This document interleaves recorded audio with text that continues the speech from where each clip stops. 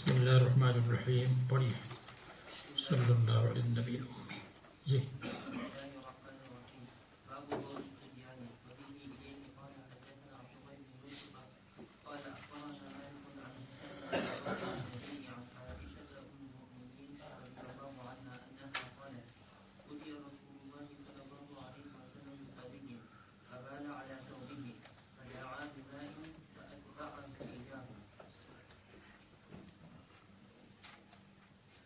دیکھا میں نے آپ کو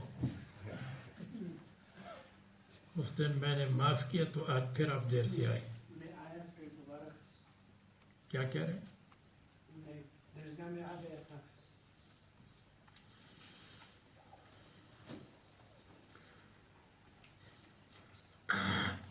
چیئرمین صاحب اس کے نائب چیئرمین ہونے کو کینسل کرو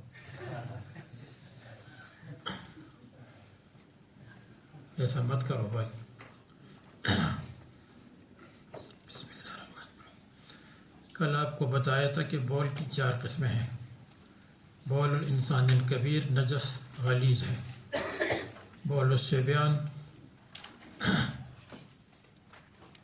احناف کی نزدیک بول الصبیان جنہوں نے ابھی تک کچھ کھایا نہیں نجس غلیظ ہے امام شافعی کی نزدیک نجس خفیف ہے معقول اللحم کا بول امام محمد احمد مالک ان کے ہاں پاک ہے اور ہمارے ہاں نجس ہے امام محمد کے قول پر فتویٰ ہے فی الحنطوۃ اذا تداس جب حنطوہ کی اوپر بیل کو چلاتے ہیں تاکہ صاف کرے تو ظاہر بات ہے کہ پیشاب پر پابندی نہیں وہ پیشاب اور پاخانہ کریں گے اور اس کو اگر کوئی پاک نہ کرے تو امام محمد کے قول پر فتویٰ ہے گندم کو غیر معقول اللحم اس کا پیشاب وغیرہ نجس ہے اور نجس غلیظ ہے بول الخفاش کیونکہ اوپر سے وہ پیشاب کرتا ہے تو بچنا مشکل ہے اور بول الحرہ ایک قول میں فی حق الثیاب دون الوعاء کپڑوں کے حق میں نجس غلیظ اور خفیف اس کا فرق امام ابو حنیفہ کے نزدیک اختلاف امام ابو حنیفہ کی نزدیک تعارض النصوص ہے صاحبین کی نزدیک اختلاف المجتہدین مجتہدین کا اختلاف ہو تو نجاست خفیفہ ہے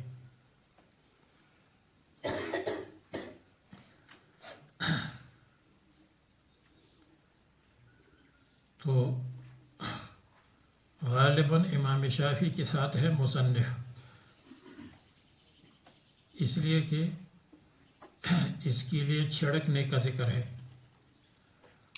تو نجس خفیف کے قائل ہیں مصنف اب جب نجس ہے تو امام شافعی امام احمد کے نزدیک یورشو اس پر پانی چھڑکا جائے اس طرح کہ پانی غالب ہو جائے اور پیشاب مغلوب ہو جائے امام مالک امام ابو حنیفہ کی نزدیک یغسل غسلا خفیفا غسل خفیف اس کے لیے ہے بول الصبیان کے بارے میں 4 الفاظ آئے ہیں اور 4 الفاظ میں قانون یہ ہے کہ محتمل کو محکم پر محمول کیا جائے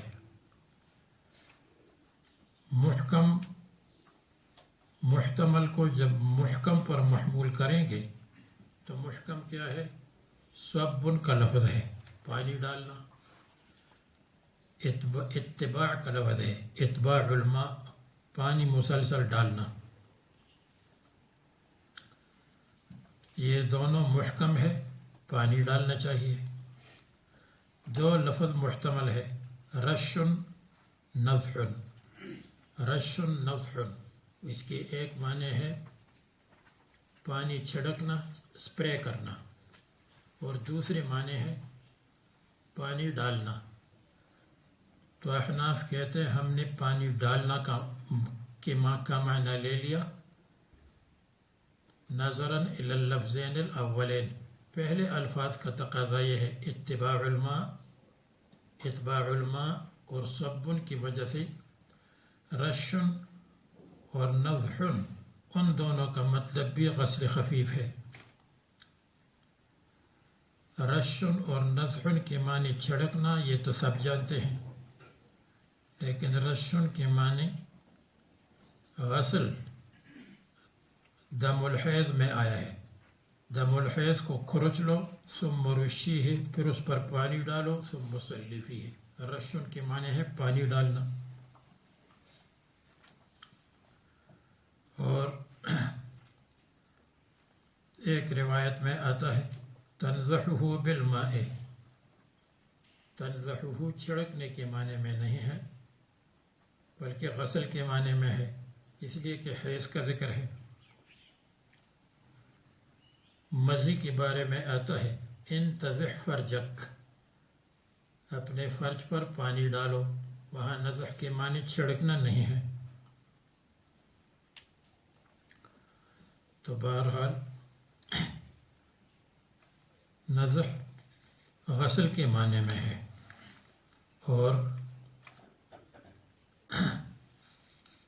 صفحہ 36 کو دیکھ لیں، یعنی آنے والی صفحے کو، آنے والے صفحے میں باب غسل الدم آپ کو ایک باب نظر آئے گا، باب غسل الدم، دیکھ لیا جی۔ اس میں کیا ہے؟ ارأیت احدانا تحید فی الثوب کیف تصنع؟ قالت تحته کرچنا ثم تقرصه ناخن وغیرہ بالماء وتنضحه بالماء، پھر اس پر پانی ڈالنا، نضح کے معنی پانی ڈالنا ہے۔ اسی طرح صفحہ 45 پر بھی آیا ہے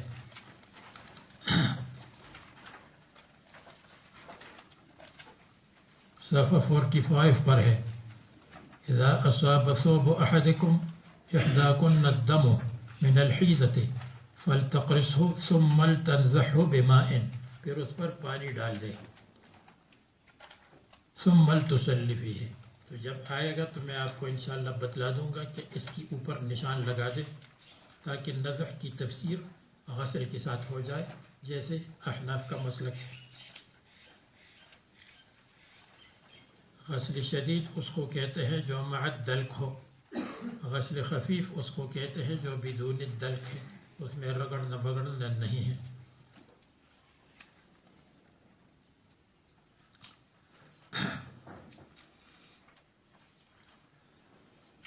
روایات میں آتا ہے حسن بال الحسن علی ازارہ، حسن نے رضی اللہ عنہ پیشاب کیا حضور صلی اللہ علیہ وسلم کے ازار پر۔ فقالت لبابۃ، حضرت لبابہ نے کہا اعطنی ازارک حتی اغسلہ، دھونے کے لیے ازار دے دو۔ فقال انما یغسل من بول الانثى وینضح من بول الذکر، یغسل غسل شدید ہے من بول الانثى، اور غسل خفیف ہے من بول الذکر، مذکر کے بول سے۔ تو خلاصہ یہ ہے کہ یہ نجس ہے بالاتفاق، لیکن نجس غلیظ ہے یا نجس خفیف ہے اس میں اختلاف ہے۔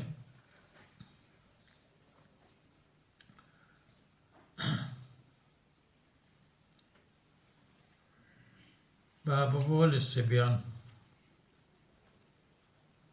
اور بعض حضرات نے شعر نقل کیا کہ رسول اللہ صلی اللہ علیہ وسلم کے کپڑوں پر کتنے بچوں نے پیشاب کیا تھا۔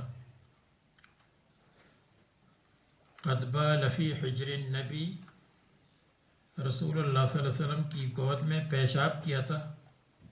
قد بال فی حجر النبی اطفال، مختلف بچے۔ حسن حسین ابن الزبیر بالو، حسن حسین عبداللہ ابن زبیر رضی اللہ عنہم۔ وقضا سلیمان هو ابن ہشام، سلیمان ابن ہشام۔ وابن ام قیس وابن ام قیس جاء وهو ختام، ابن ام قیس اس کا ذکر یہاں ہے۔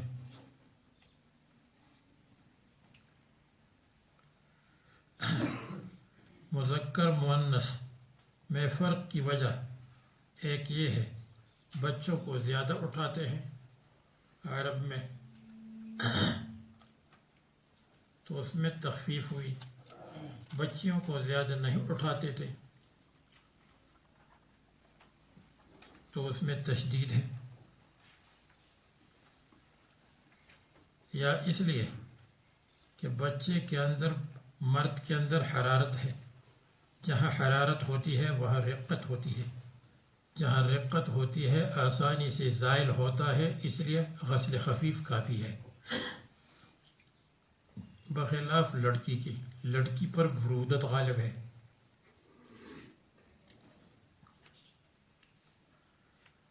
تیسری وجہ جو ابن ماجہ میں گزر گئی ہے امام شافعی رحمہ اللہ سے، کہ اصل کو دیکھتے ہوئے مذکر کی اصل حضرت آدم علیہ السلام کی اصل طویل ہے تو تخفیف ہوئی، اور حضرت حوا رضی اللہ عنہا ان کی اصل دم اور خون اور گوشت ہے، وہاں سے ان کی پیدائش ہوئی ہے، اس لیے اس میں سختی ہوئی۔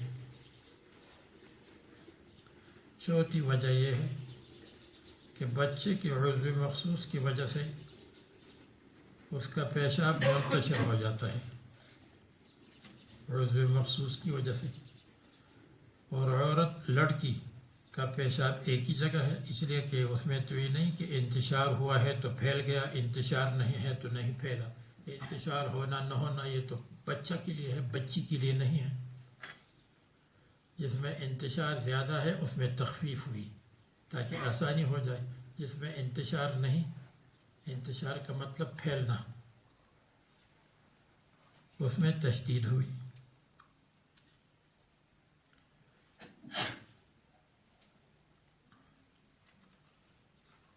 أتي رسول الله صلى الله عليه وسلم بصبي فبال على ثوبه فدعا بماء فأتبعه إياه،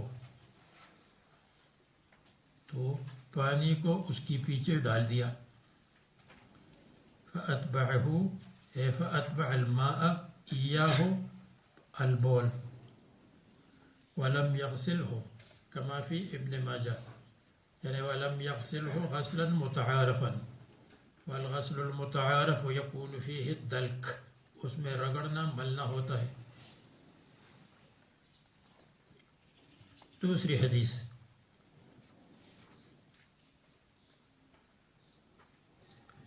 حدثنا عبد الله بن يوسف قال أخبرنا مالك عن ابن شهاب عن عبيد الله بن عبد الله بن عتبة عن أم قيس بنت محصن، یہ وہی ہے أم قيس بنت محصن، أنها أتت بابن لها، صغیر بے بچے کو لایا، تو یہ کون ہوا؟ ابن ام قیس، جیسے شعر میں آپ کو بتایا، وابن ام قیس جاء وهو ختام،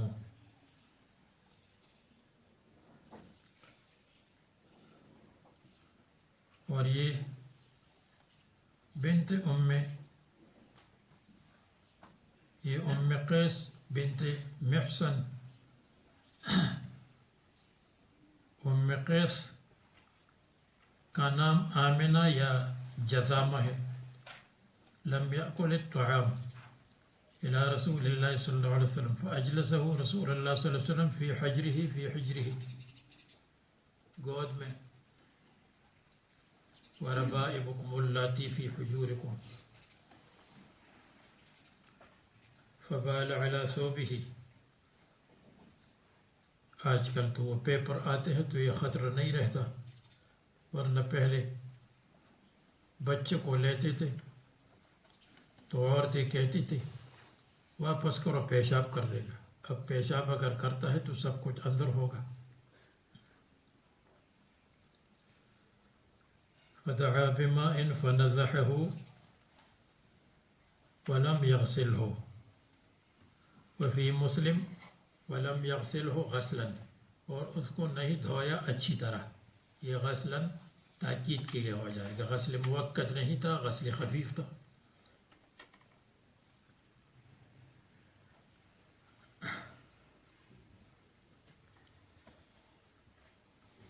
اب اس کے بعد یہ بیان فرماتے ہیں، باب البول قائما، یعنی جب پیشاب کریں گی کیونکہ پیشاب نجس ہے تو بول قائما اور قاعداً دونوں جائز ہے۔ ممکن ہے کہ مصنف امام احمد کی طرف مائل ہے، امام ابو حنیفہ امام شافعی کی نزدیک بغیر عذر کے بول قائما مکروہ ہے، امام مالک کی نزدیک بول قائما جائز ہے بشرط عدم تطوع البول، اس شرط کے ساتھ کہ چھینٹیں نہیں پڑتی، اس شرط کے ساتھ کہ پیشاب اڑتا نہ ہو ہوا وغیرہ کی وجہ سے۔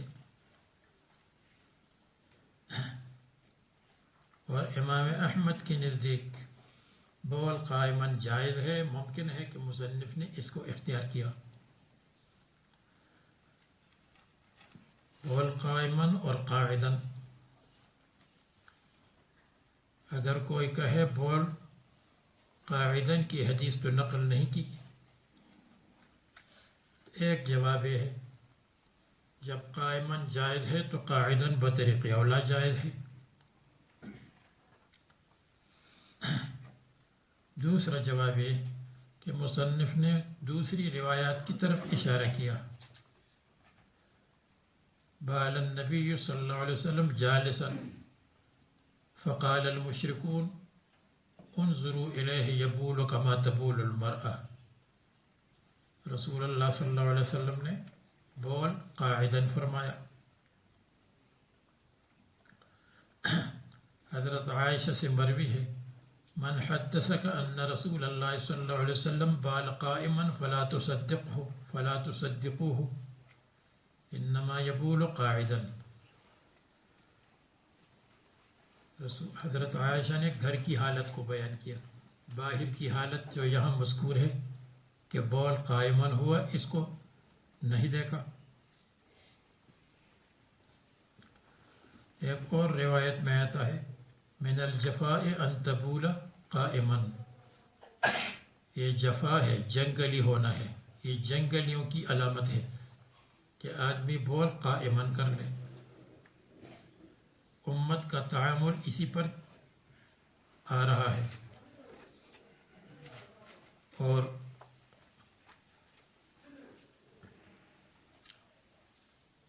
حضرت حذیفہ والی روایت میں جو بول قائما کا ذکر ہے، اس کی متعدد توجیحات کی ہیں،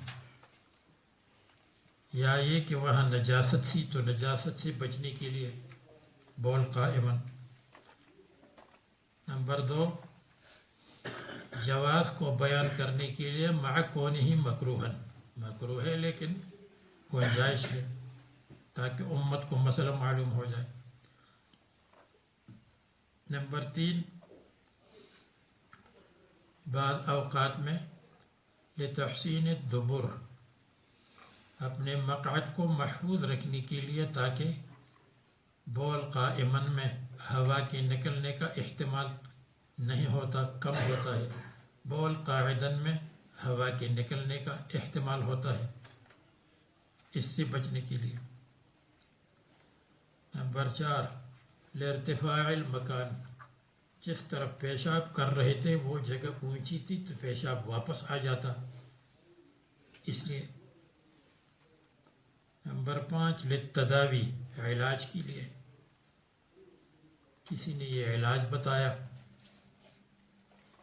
اور نمبر 6، للعذر، یہ لوجہ الرکبتین، جب رکبتین یا پیٹھ میں تکلیف ہو، ظہر میں تکلیف ہو، بیٹھنا مشکل ہو، اس لیے یہ اس طرح کیا۔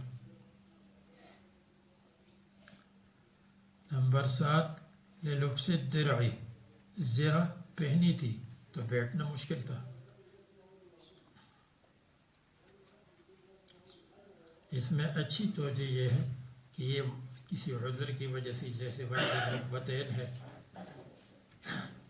یا مسئلہ کے بیان کرنے اور بتلانے کے لیے.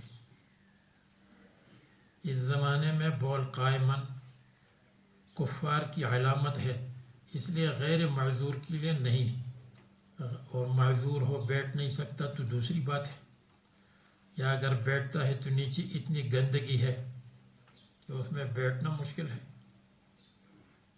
تو دوسری بات ہے.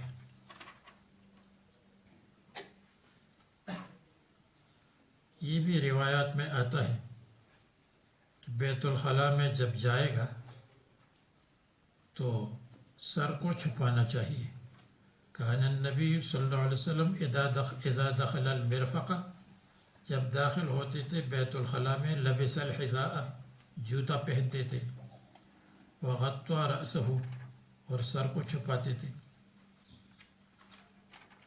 حضرت عائشہ ابو بکر صدیق سے نقل کرتے ہیں، انی لاقنع یا اقنع رأسی، میں اپنے سر کو چھپاتا ہوں، اذا دخلت، جب میں داخل ہوتا ہوں، الکنیفہ، بیت الخلاء میں. ایک طالب علم نے سوال کیا کہ وہاں سر چھپانے کی کیا ضرورت ہے، یہ کوئی نماز تو نہیں ہے؟ تو میں نے کہا چونکہ وہاں شیاطین بہت زیادہ کثرت سے ہوتے ہیں تو شیطان خوش ہو جائے گا. اگر ننگا سر ہے تو کہتے ہیں ہاں یہ بھی ہمارا دوست ہے، تو اس لیے سر کو چھپاؤ تاکہ شیاطین کو انجیکشن لگ جائے. یہ جواب میں نے دیا. کسی کو پسند ہو تو ٹھیک ہے، پسند نہ ہو تو زمین پر ڈال دو. حدثنا آدم قال حدثنا شعبة عن الأعمش عن أبي وائل عن حذيفة رضي الله عنه عنهم قال أتى النبي صلى الله عليه وسلم سباطة قوم، کسی قوم کے کوڑا خانہ جہاں پر لوگ گندگی ڈالتے ہیں، کوڑا ڈالتے ہیں، اس کو کہتے ہیں. فبال قائما، تو یہ بول قائمن ہے. اور بعض لوگوں نے یہ ترجمہ کیا ہے ببال قائمن، جلدی جلدی پیشاب کیا، جیسے کہتے ہیں کھڑے کھڑے کھانا کھایا، یعنی جلدی. لیکن یہ بعید ہے، اس لیے کہ ائمہ حضرات بال قائمن کا مطلب بول قائمن لیتے ہیں. ثم دعا بماء فجئته بماء فتوضأ. باب البول عند صاحبه والتستر بالحائط، پیشاب کرنا جائز ہے جب ساتھی موجود ہو. ساتھی موجود ہے اور آدمی دوسری طرف دیوار کے ساتھ منہ کر کے، دیوار کی طرف منہ کر کے پیشاب کرے. والتستر بالحائط، اور پردہ حاصل کرنا دیوار سے. ترجمہ کا مقصد یہ ہے کہ دوسرے لوگوں کے قریب بیٹھ کر پیشاب کرنا جائز ہے، جبکہ الگ بیٹھ جائے اور دیوار کی طرف منہ کر لے، جیسے دیہات میں لوگ کرتے رہتے ہیں.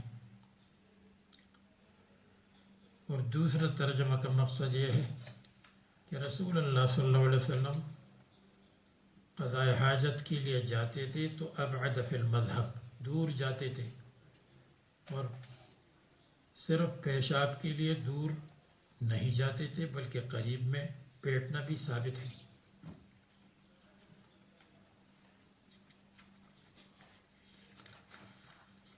یہ حدثنا عثمان بن ابی شیبہ قال حدثنا جریر عن منصور عن ابی وائل عن حذیفہ رضی اللہ عنہ وعنہم قال رأيتني اے رأيت نفسی انا والنبی صلی اللہ علیہ وسلم، میں نے اپنے آپ کو دیکھا اور رسول اللہ صلی اللہ علیہ وسلم کو. واو یا عطف کے لیے ہے یا مفعول معہ ہے. نہ تماشا، ہم ساتھ چل رہے تھے. فأتا سباطة، قوم،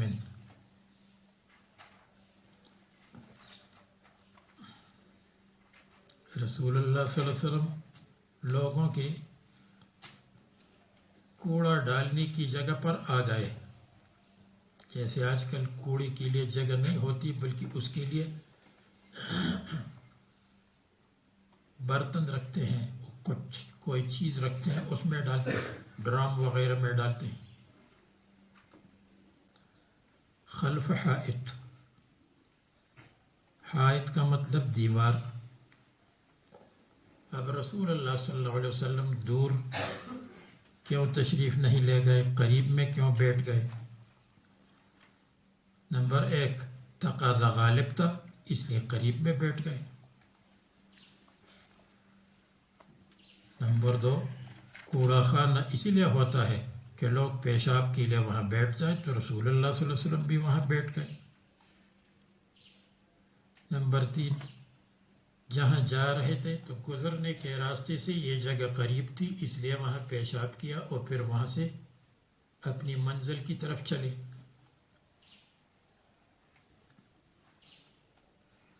نمبر 4 مجلس میں ضروری بات کہنی تھی تو پیشاب سے فارغ ہو کر مجلس میں ضروری بات فرمائی.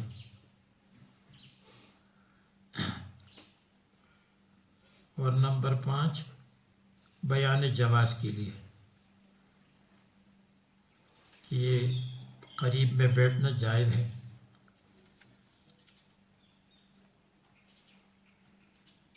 فقام کما یقوم احدکم، اب یہ جو قام کا مطلب یہ کہ حضور صلی اللہ علیہ وسلم نے جلدی کیا وہ احتمال ختم ہوا. فقام کما یقوم احدکم جیسے تم کھڑے ہوتے ہو، یہ نہیں ہے جلدی کی جیسے تم جلدی کرتے ہو، یہ تو نہیں بنتا. فبال فانتبست منہ، بس میں ہٹ گیا، دور ہو گیا. فاشار الی فجئتہ، مجھے اشارہ کیا کہ تم قریب میں پیچھے کھڑے ہو جاؤ تاکہ کوئی آ کر بات چیت شروع نہ کرے. فقمت عند عقبہ، تو میں کھڑا ہو گیا حضور صلی اللہ علیہ وسلم کے ایڑیوں کی پیچھے. حتی فرغ من البول، تو اس میں ابعاد نہیں، قریب میں. اور لوگوں کی عادت کچھ زمانہ پہلے تک یہی تھی کہ پیشاب کے لیے قریب میں بیٹھتے تھے، قضاء حاجت کے لیے دور چلے جاتے تھے.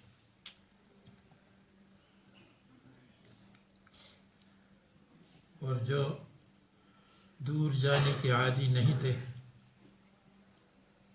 بیت الخلاء کے عادی تھی اور جماعت میں جاتے تھے، تو اور پہلے زمانے میں بیوت الخلاء کا انتظام ہر جگہ نہیں ہوتا تھا، تو ان کو بہت دقت پیش آتی تھی. جو یہاں والے یا انگلینڈ والے آتے تھے جماعت میں اور تبلیغ میں، اور بیت الخلاء نہیں ہوتا تھا، اور ان سے کہا جاتا تھا جنگل میں جاؤ، اور اپنے اوپر چادر ڈالتے تھے.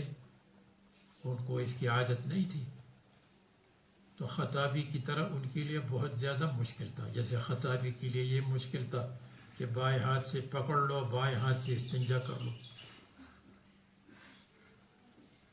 ہمارے لیے کوئی بات نہیں تھی، اس لیے کہ عادت تھی.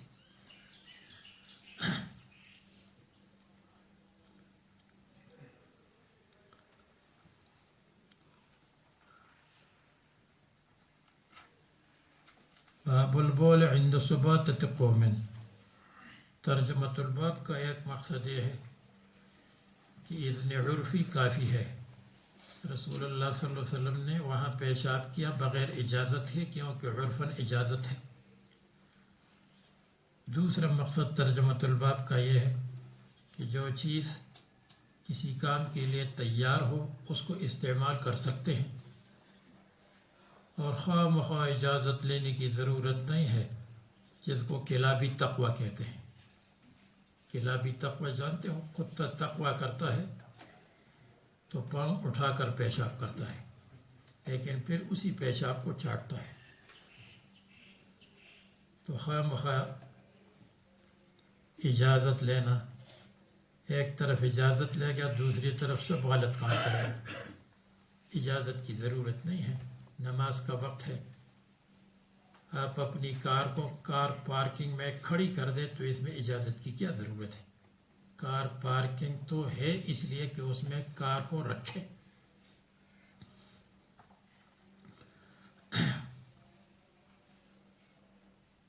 اور بعض نے یہ بھی کہا ہے کہ علماء کی نزدیک حضور صلی اللہ علیہ وسلم کا بول طاہر تھا تو کوئی اجازت کی ضرورت نہیں تھی، لیکن اس کی ضرورت نہیں ہے. اور نمبر 4، یہ مشترک جگہ ہے. مشترک جگہ میں ہر ایک فائدہ اٹھا سکتا ہے. تو البول عند سباتة قوم لا حرج فیہ. بعض کہتے ہیں کہ یہ سباتہ لیس لأحد، کسی کا نہیں، اور جو کسی کا نہ ہو وہ سب کا ہے. ما لا يكون لأحد يكون لكل أحد. حدثنا محمد بن عرعر قال حدثنا شعبة عن منصور عن أبي وائل قال كان أبو موسى الأشعري يشدد في البول. پیشاب میں سختی کرتے تھے، چھینٹوں سے اتنے بچتے تھے کہ برتن میں پیشاب کرتے تھے تاکہ چھینٹے نہ آ جائے اگر پتھر وغیرہ پر پیشاب کرے. ويقول إن بني إسرائيل كان إذا أصاب ثوب أحدهم قرضه. بنی اسرائیل میں کسی کے کپڑے کو پیشاب لگتا تھا اس کو کاٹتے تھے، کپڑے کو کاٹتے تھے. اور ایک روایت میں یہ ہے کہ کان بنی اسرائیل تھے اذا اصاب جسد احدهم قرضه، جب اس کے جسد کو پیشاب لگتا تھا تو جسد کو کاٹتے تھے. جسد کو کاٹنے کا کیا مطلب ہے؟ پھر تو سب مر جاتے. آپریشن کا زمانہ تو نہیں تھا کہ آپریشن کیا اور پھر اس کو ٹھیک کیا، اور نجاست تو لگتی رہتی ہے. تو اس کا ایک جواب یہ ہے کہ یہ روایت بالمعنی ہے، یعنی اصل میں تھا اذا اصاب جلد احد، جلد تھا. جلد کا مطلب ثوب جلد، چمڑے کے کپڑے ہوتے تھے. تو کسی نے جلد کی جگہ پر جسد کر دیا. جلد ہے اور جلد سے مراد ہے جلد والے کپڑے. یا ذکر محل اور مراد حال ہے. اذا اصاب جسد احدهم قرضه، والمراد من الجسد ما على الجسد، جو جسد کے اوپر کپڑا ہے.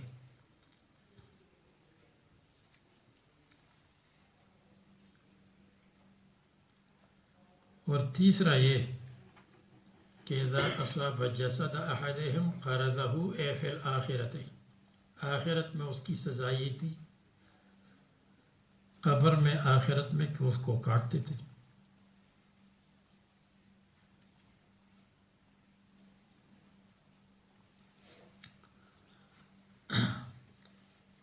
فقال حذیفہ لیتہ امسکا، کاش ابو موسیٰ اشعری رضی اللہ عنہ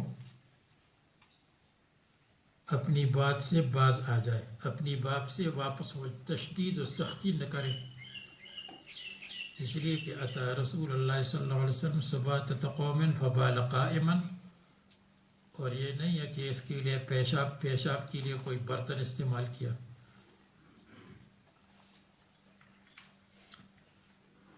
لیکن بظاہر چھینٹے نہ لگنے کا یقین تھا یا ظن غالب تھا،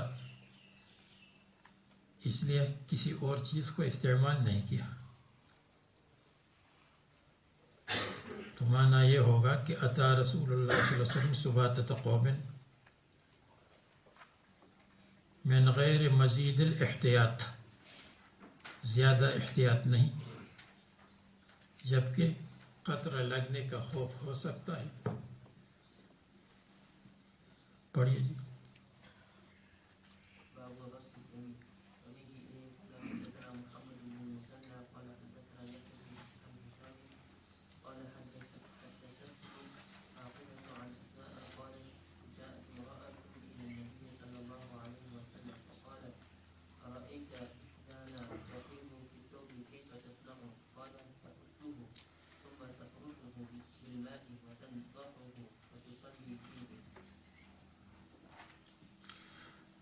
مصنف فرماتے ہیں دم نجس ہے بالاتفاق، لیکن اس میں غسل ضروری ہے، اس میں فرق وغیرہ اور رگڑنا کافی نہیں ہے. لا بد من الغسل مع کونہ نجسا بالاتفاق. اب اس کے بعد کیا خون میں معفو اور معاف قد مقدار ہے یا نہیں ہے؟ شافعیہ رحم کے نزدیک لیس فی الدم قدر معفو، اس میں معاف کوئی حصہ نہیں ہے. الا دم البراغیث، الا دم البراغیث، ہاں اگر پسو نے یا کٹمل نے کسی کو کاٹا، تھوڑا سا خون نکلا، ظاہر ہوا، تو وہ معاف ہے. باقی قدر درہم سے کم ہو یا قدر درہم سے زیادہ ہو، وہ سب نجس ہے اور اس کے ساتھ نماز نہیں ہوتی. احناف کے نزدیک دم قلیل معاف ہے، ما فوق الدرہم، درہم ما فوق الدرہم نجس ہے، اور اس سے کم ہو تو اس کے ساتھ نماز ہو سکتی ہے، نماز ہو جائے گی. قدر درہم کہاں سے معلوم ہوا کہ قدر درہم کی گنجائش ہے؟ ابن عباس رضی اللہ عنہ سے مروی ہے، حضرت علی رضی اللہ عنہ سے مروی ہے. دوسری دلیل او دم مسفوحا، معلوم ہوا کہ دم مسفوح اور غیر مسفوح میں فرق ہے. غیر مسفوح قلیل ہے، وہ نجس نہیں. اور نمبر 3،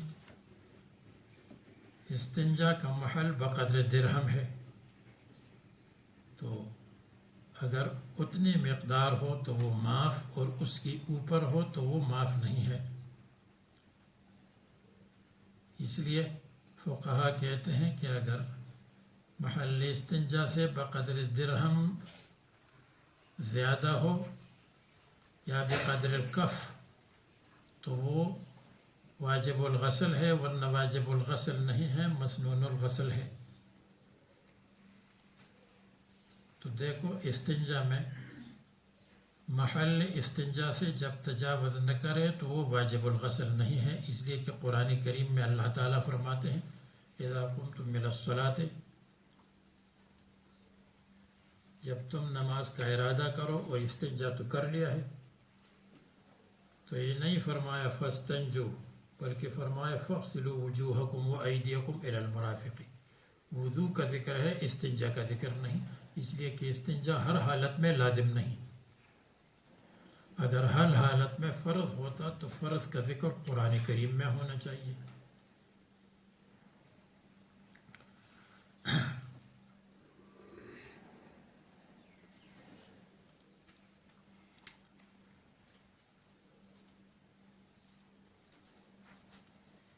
حدثنا محمد بن مثنى قال حدثنا يحيى قال حدثني فاطمة عن أسماء قالت جاءت امرأة إلى النبي صلى الله عليه وسلم فقالت أرأيت أخبرني إحدانا تحيض في الثوب، حیض آتا ہے، کیف تصنع؟ قال تحته، فرمایا اس کو کھرچ لے، ثم تقرصه، پھر اس کو رگڑ لے. کھرچنا یہ ہے کہ کسی چیز سے اس کو یوں کر لے، یہ کھرچنا ہے، اور رگڑنا یہ ہے کہ یوں کر لو. دونوں کا فرق سمجھ گئے؟ کھرچنا یا ناخن سے ہے، یا کسی پتھر سے ہے، یا کسی تنکے سے ہے، یا کسی اور چیز سے ہے، اور دوسرا لفظ ہے اس کو رگڑنا یوں. بالماء، پانی کے ساتھ، یعنی رگڑتے رہو پانی کے ساتھ. وَتَنْزَحُهُ، اور پھر اس کے اوپر پانی ڈال دو. تو یہاں نزح، اس پر نشان لگا دو، نزح غسل کے معنی میں ہے بالاتفاق. وتنضحه بالماء المراد من النضح الغسل الخفیف. غسل خفیف کیوں ہے؟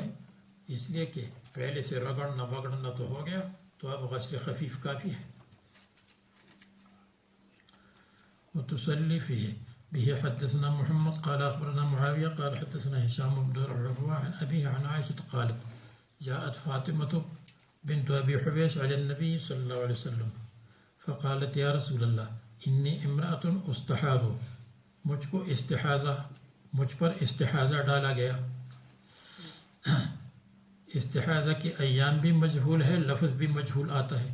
فلا أطهر أفأدع الصلاة يعني أتأذن فأترك الصلاة. فقال رسول الله صلى الله عليه وسلم لا إنما ذلك عرق وليس بحيض فإذا أقبلت حيضتك فدعي الصلاة وإذا أدبرت فاغسلي عنك الدم محل ترجمة ثم صلي. ثم قال وقال أبي عروة ثم توضئي لكل صلاة حتى يجيء ذلك الوقت. یہاں تک کہ حیض کا ٹائم آ جائے تو پھر ان کو ایام حیض کہیں گے، یعنی وہ معتادہ تھی.